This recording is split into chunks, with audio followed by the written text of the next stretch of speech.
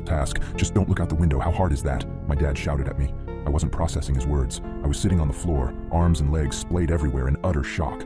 What the hell had I just seen? My mother ran to the bedroom door. She had tears in her eyes. Is everyone all right? She asked. Yeah, we're fine. We still gotta get that creepy effing monster though. Nathan, get up. We got some work to do, my dad said. I got up as soon as I could.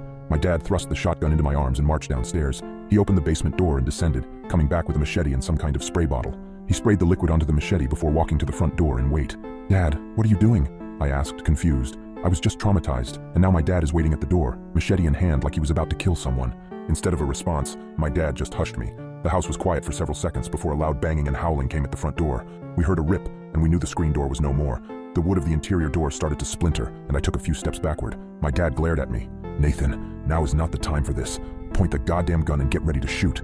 I aimed the gun at the door, trying to find the spot where the howling was coming from. The door was strong, but it wasn't indestructible. The creature burst through the door, and I pulled the trigger in a moment of terrified panic.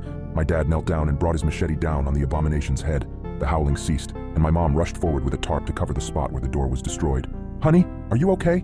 My mom asked for the second time that night. She came up to me and kissed my cheeks, as if to make sure I was still there. She went over to my dad and did the same. We're okay, both of you, get in the basement. I gotta clean this up. I asked, basement? Why the basement? Everything was going by at the speed of light, and I couldn't help but question everything that was happening at the moment. Let's just get in the basement. Your father needs to clean up, my mom said, grabbing my arm and pulling me to the basement. We sat on the couch down there for what seemed like hours before my dad came in and put the machete up.